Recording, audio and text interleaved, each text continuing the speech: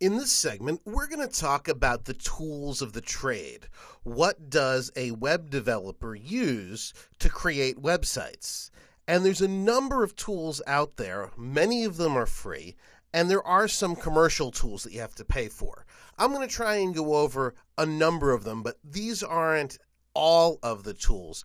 There are other ones out there, and if you talk to other web developers, they may make recommendations that I'm not making in this video. That's totally cool. So first, you're going to need not just a web browser, but several web browsers. And the reason for that is you're going to want to be able to test your actual final website in more than one browser. There's slight differences between browsers, and you may have noticed this in your own surfing. So you want to make sure that you see how your site looks in more than one browser, and if you're able, more than one platform, meaning you should probably check out your site on a PC and a Mac if you can.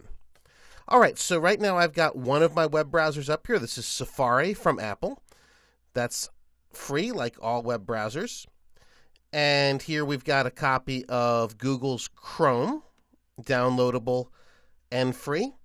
Mozilla Firefox, a top 3 browser. And this is Opera. This one isn't used as frequently, but a lot of developers use Opera and like it a lot. It's pretty fast, and it has a popular mobile version. Now, I'm using a Mac to record this. If you're using a PC, you're going to also want to have a copy of Internet Explorer. Internet Explorer, obviously, for the PC platform, is a very popular browser, and one you're definitely going to want to have in your tool arsenal. In fact, even though I develop on a Mac, I always see how things look in Internet Explorer on a PC. All right, so that takes care of our web browsers. Now, the second thing you're going to need, the second major category, is a text editor. Now, that may sound like a word processor, but actually a text editor and a word processor are not the same thing. You want to make sure you're using a pure text editor. And the reason for that is a pure text editor will only save the characters that you type. A word processor will embed formatting strings, characters that you can't see that tell the word processor how to format the text. You don't want that because that'll screw up the web browser when you actually try and load your file into it for testing. So let's talk about some text editors. Dreamweaver is a very popular text editor because it also has a WYSIWYG mode, which means what you see is what you get. It actually lets you lay out the website without writing any code at all. However, this isn't really advantageous, and true web developers can use the code alone to lay out a website, or they can use a WYSIWYG tool like Dreamweaver. Dreamweaver is part of Adobe's Creative Cloud package, and you actually get Dreamweaver either by itself for $19.99 a month as of the time I'm taping this, or the Creative Cloud, which gives you other tools like Photoshop and Illustrator for $49.99 a month. We actually have a number of Creative Cloud subscriptions here at Learn to Program because we use these tools almost every day. Another text editor is called Sublime. This one's becoming very popular lately. It's extremely powerful. It has a little bit of a learning curve, but once you learn it, it's got tools that I haven't seen in any other text editor. It is free to try, but after your trial period is up, you do have to buy it, and it costs about $70. But a lot of hardcore developers really like the Sublime text editor. If you're using a Mac, Bare Bones Text Wrangler is a little brother to the popular BB Edit. Text Wrangler is free. You just have to download it using their download link, and it does everything you'll need to do to complete this course or even the full Certified Web Developer program from Learn to Program. You can download this at barebones.com and just look for Text Wrangler. Now, if you're using a PC and you want something a little more PC-centric, there's EditPad Lite. This is another one that I've used that I highly recommend. It's free, it's very powerful, and it works well on the PC.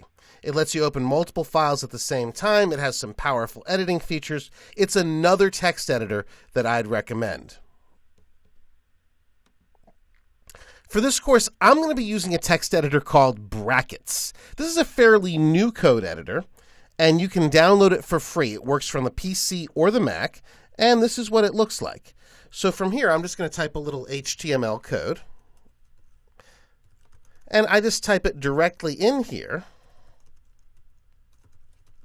just like this. Now you notice the interface is very clean and simple. There's not a whole lot to distract you. We have the typical drop downs here. So I'll just save this right now as first.html. Put it on my desktop for convenience.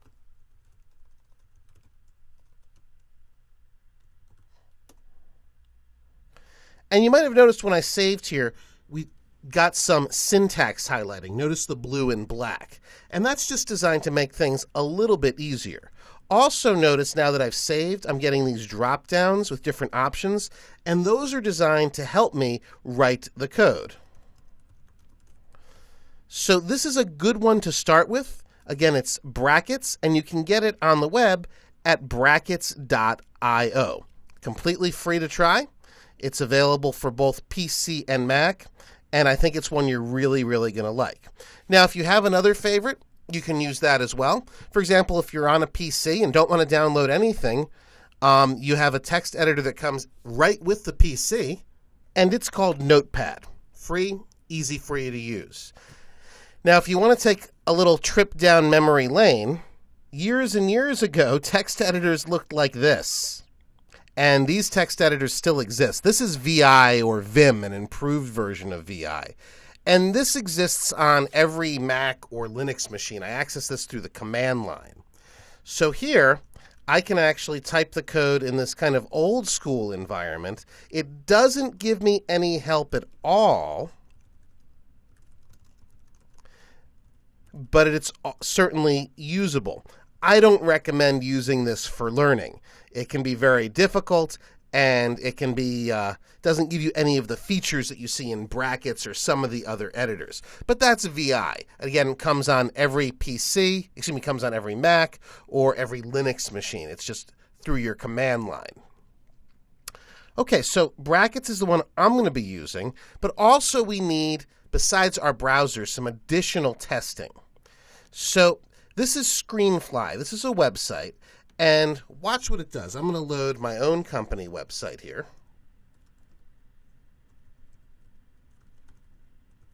So learntoprogram.tv, and I'm going to click Go. And what this lets me do is test this particular website on some different size devices. So here I'm on a desktop. We could go to a tablet, and we could choose, for example, let's see how this would look on a Nexus 7. So notice here, it looks different because of the size of the screen. We could even test on a mobile phone, like an iPhone, or we could choose a custom screen size, or even a 720p television. So this is Screenfly. You get there. Go ahead and take that out. Here's your website, quirktools.com/Screenfly. A great place to start. You can also test with this iPhone 3G or 4G tester. So let's again just type our URL in here.